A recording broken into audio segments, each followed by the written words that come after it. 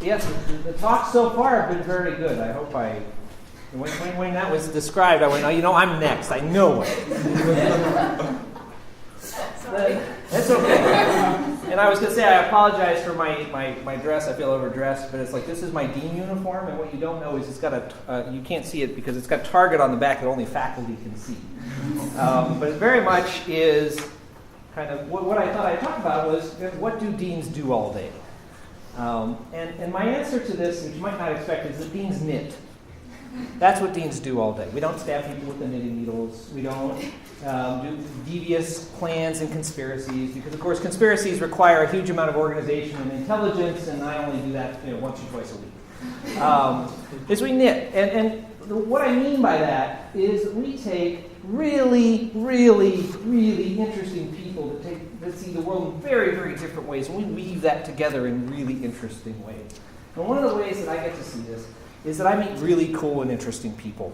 So in the past week, I was looking back over my schedule, and I realized I had talked with a venture capitalist who is working with a company whose two major clients are Lady Gaga and Metallica, because they provide a community platform, and they're trying to figure out how to capture and manage the community and the discussions and the interactions and the fan photos and the artifacts from Lady Gaga's warehouse and all sorts of stuff, and how do we take that and make that something, in their case, a business that's a valuable business asset, and move that going forward.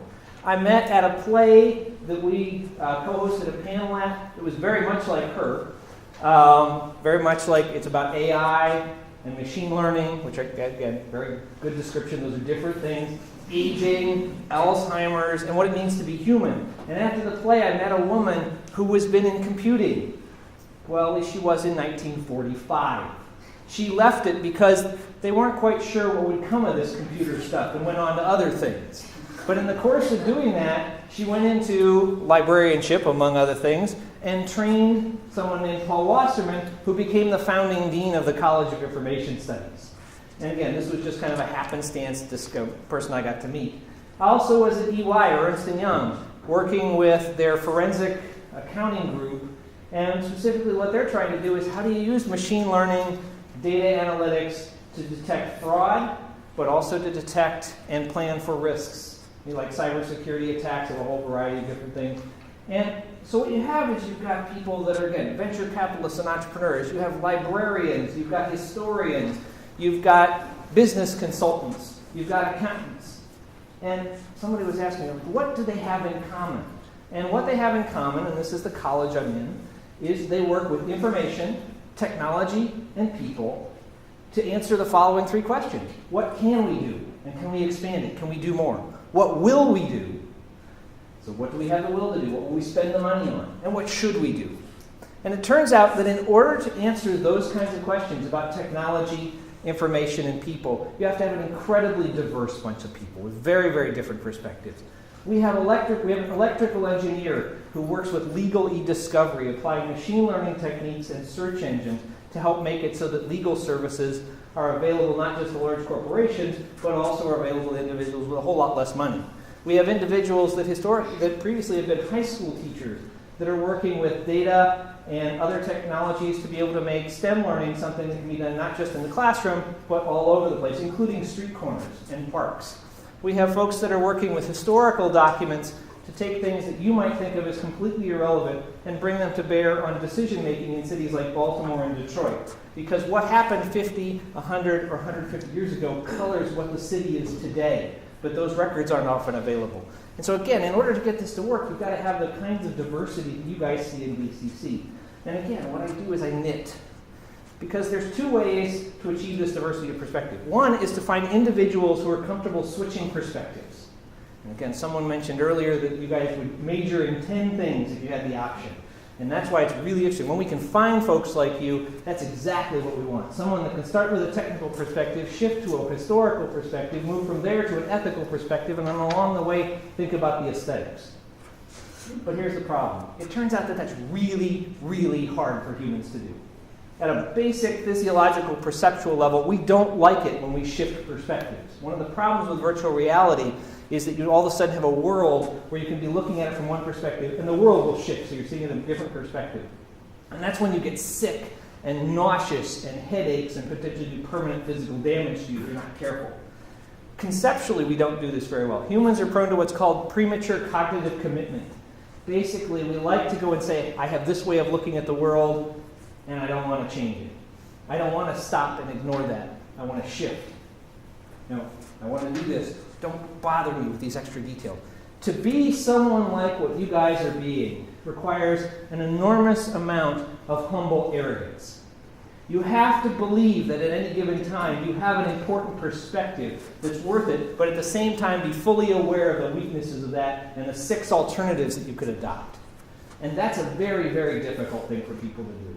So what we do is we decide, okay, well, we can find those people, that's great, we'll put them all in DCC. Keep them away so don't confuse everybody else. Or we can go and try and create groups where you have multiple people with multiple perspectives. And then you got to try and hold the group together, whether it's a group or a community or a college or a society. You got to try and hold those together. And here's where you run into a problem. 1974, Robert Bly wrote an article in The American Poet that makes a distinction between networks and communities.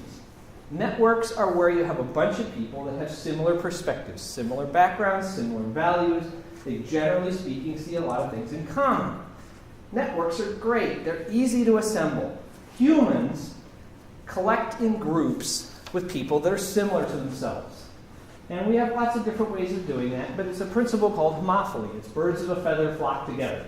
And if you want to think about this, again, this is a very diverse group in some ways, but at the same time, I don't think there's anyone here that's a high school dropout.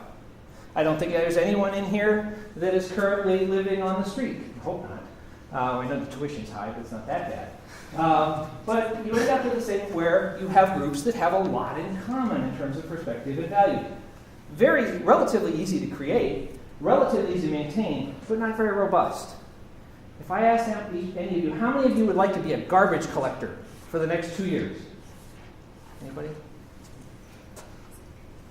Now we have a problem. Who's going to collect the garbage? Yeah, you're willing to do it. Great. Wonderful.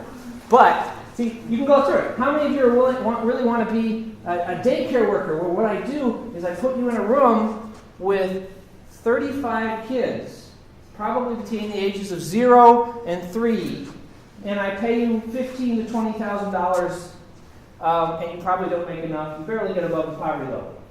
You're doing better than writers. You do better than writers, yeah. Again, if you look at this, some of you might be interested in child development. That's not what you have in mind. And so because you have similarity, if we have needs as a group, there's things you just can't, we're going to have to pay somebody to do it. We're going to have to coerce somebody to do them. And that's a very costly thing to do. So the other alternative is a community. Now, communities are amazing things. And the key thing about a community is where there are idiots. And what an idiot is somebody you look at and go, why in the world would anybody ever do that? Why in the world would anybody ever be a janitor?